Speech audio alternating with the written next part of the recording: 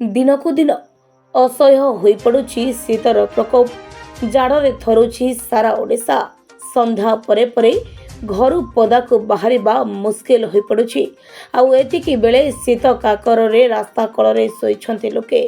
Railway station, ନିରାମୟ କେନ୍ଦ୍ର, ସହରର ବିଭିନ୍ନ ଫୁଟପାଥ ରାସ୍ତା ଗରିବ ନିରାଶ୍ରୟମାନଙ୍କ ପାଇଁ ପାଲଟିଛି ଶୟନ କକ୍ଷ, ଯେଉଁଠି ଶୀତ ପ୍ରକୋପରୁ ରକ୍ଷା ପାଇବା ପାଇଁ ଲୋକେ ସ୍ୱେଟର, ଜ୍ୟାକେଟ, ଶାଲ ଏବଂ ବିଭିନ୍ନ ପ୍ରକାରର ଶୀତବସ୍ତ୍ର ପରିଧାନ କରିଥାନ୍ତି ଏବଂ ଘରୁ ପଦାକୁ ବାହାରିବା ମୁସ୍କିଲ ହୋଇପଡ଼ିଥାଏ।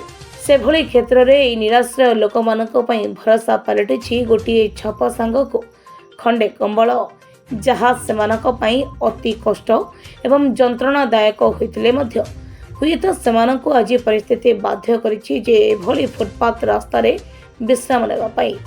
ଏମିତିକି ବଡ଼ ମେଡିକାଲରେ ଗୁରୁତର ଅବସ୍ଥାରେ ଜୀବନ ବଞ୍ଚାଇବା ପାଇଁ ଚିକିତ୍ସିତ ହେଉଥିବା ରୋଗୀମାନଙ୍କର ସମ୍ପର୍କୀୟମାନେ ମଧ୍ୟ ସ୍ଥାନ ଅଭାବ କାରଣରୁ କେଉଁଠି ନିରାମୟ କେନ୍ଦ୍ର ସମ୍ମୁଖରେ ତ ଆଉ କେଉଁଠି ରୋଗୀମାନଙ୍କ ପାଇଁ ଉଦ୍ଦିଷ୍ଟ ୱେଟିଂ ହଲ୍ ନିକଟରେ ଶୋଇବା ପାଇଁ ବାଧ୍ୟ ହେଉଛନ୍ତି। ଆଉ ସେମାନଙ୍କ ନିକଟରେ ଟିକିଏ ସ୍ଥାନ ପାଇଗଲେ ବାହାରର ବୁଲା ଏବଂ ରୋଗିଣା କୁକୁରମାନେ ଆସି ବିଛଣା ପାର୍ଶ୍ୱରେ ଆଶ୍ରୟ ନେଇଯାଉଛନ୍ତି। ପୁଣି ମଶା ଡାଁସଙ୍କ ଉପଦ୍ରବ ସାଙ୍ଗକୁ ଜନ୍ତୁ ଜନ୍ତାଙ୍କ ଭୟ ଥିବାବେଳେ ଅତି ଦୟନୀୟ ଅବସ୍ଥାରେ ଅରକ୍ଷିତଙ୍କୁ ଦୈବ ସାହା ଭଳି ଅବସ୍ଥାରେ ପଡ଼ି ରହିଛନ୍ତି ସେମାନେ।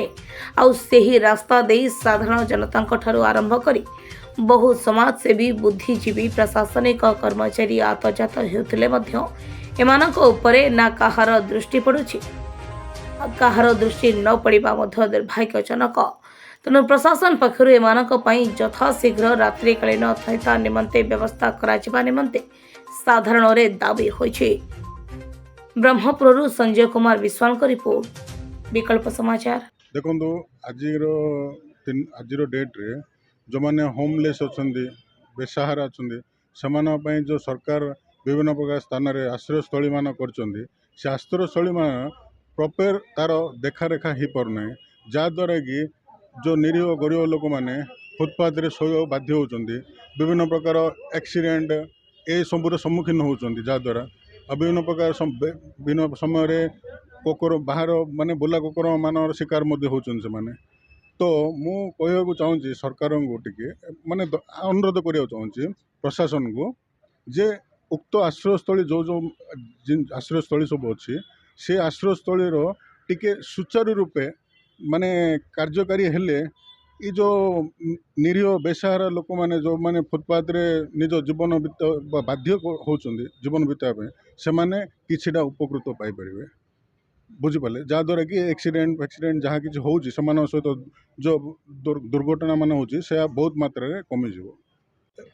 ମୋର କହିବାର ଗୋଟେ କଥା ଯେ ପ୍ରଶାସନ ଯେଉଁ ଆଶ୍ରୟସ୍ଥଳୀ ମାନ ଅଛି, ସେ ଆଶ୍ରୟସ୍ଥଳୀମାନର କିପରି ସଦୁପଯୋଗ ହେବ ଓ ଯେଉଁ ହୋମଲେସ୍ ମାନେ ଅଛନ୍ତି, ନିରୀହ ବେସାହାରା ମାନେ, ସେମାନଙ୍କୁ ପାଖକୁ ପହଞ୍ଚି ସେମାନଙ୍କୁ ସଚେତନ ସେ ବିଷୟରେ କରାଇ ଯେ ଉକ୍ତ ଆଶ୍ରୟସ୍ଥଳୀ ମାନ ତାଙ୍କ ପାଇଁ ଯେଉଁ ହେଇଛି, ବାରମ୍ବାର ସେମାନଙ୍କୁ ଯାଇ ସେ ଯେଉଁ ଆୱାରନେସ୍ଟାକୁ କ୍ରିଏଟ୍ କରିଲେ ଆଉ କୌଣସି ପ୍ରକାର ଖବରକାଗଜକୁ ଅପେକ୍ଷା ନ କରି, କୌଣସି ମିଡ଼ିଆକୁ ଅପେକ୍ଷା ନ କରି ପ୍ରଶାସନ ନିଜର ଉଦାରତା ସେ ଦିଗରେ ଦେଖାଇଲେ ଏହା ବହୁତ ମାତ୍ରାରେ ଉପକୃତ ହେବେ ଲୋକମାନେ। ଆଡ଼ଭୋକେଟ୍ ଅରୁଣ କୁମାର ସ୍ୱାଇଁ, ଗଞ୍ଜାମ ବାର। ଫୁଟପାଥରେ ବେସାହାରା ମାନେ ଆଶ୍ରୟ ନେଉଛନ୍ତି। ରାସ୍ତା କଡ଼ରେ କୁହନ୍ତୁ, ରେଲୱେ ଷ୍ଟେସନ କୁହନ୍ତୁ, ମେଡ଼ିକାଲ କୁହନ୍ତୁ, ସହରର ବିଭିନ୍ନ ସ୍ଥାନମାନଙ୍କରେ ଗରିବ ବେସାହାରା ମାନେ ସବୁ ତାଙ୍କର ଆଶ୍ରୟସ୍ଥଳୀ କହିଲେ ଫୁଟପାଥ ପାର୍କ। ୟାକୁ ନେଇ କ'ଣ କହିବେ? ନାଇଁ, ଦୁଃଖର କଥା, ସରକାର କୋଟି କୋଟି ଟଙ୍କା ଦେଇକି ଖର୍ଚ୍ଚ କରିକିରି ଆଶ୍ରୟସ୍ଥଳୀ ତିଆରି ହେଇଛି, ରେଷ୍ଟ ହାଉସ୍ ହେଇଛି ସେମାନଙ୍କ ପାଇଁ। ପ୍ରଶାସନର ଦୋମୁଖୀ ନୀତି ଯୋଗୁଁ ଆଜି ସେମାନେ ଆଶ୍ରୟସ୍ଥଳୀରେ ରହିପାରୁନାହାନ୍ତି।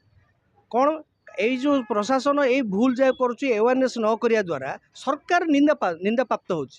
ଆଜି ଆପଣ ଖବରକାଗଜରେ ଦେଇଦେବା ଦ୍ୱାରା ଏଇଟା ଆମେ ପ୍ରକାଶ କରିଦେଲୁ, ପ୍ରଶାସନ ଟିକେ ତତ୍ପରତା ନେଇଯିବ, ଟିକେ ସେ ସ୍ପିଡ଼ ହେଇଯିବ, ତାପରେ ଆଉଥରେ ଯେଉଁ କଥା ସେ କଥା।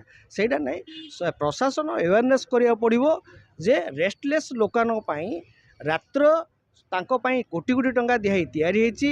ସେମାନେ ଯେଉଁ ମେଡ଼ିକାଲରେ କିମ୍ବା ବସ୍ଷ୍ଟାଣ୍ଡରେ କିମ୍ବା ରୋଡ଼ରେ ଯେଉଁ ଶୋଇ ରହୁଛନ୍ତି, ଯଦି ରାତିରେ କୌଣସି ପ୍ରକାର ଆକ୍ସିଡେଣ୍ଟ ହେଲା ସେମାନଙ୍କର ଜୀବନ ପ୍ରତି ଭୟ ରହିଛି। ଏବଂ ସେମାନେ ଯଦି ମୃତ୍ୟୁବରଣ କଲେ ସରକାର ଦାୟୀ ହେବ।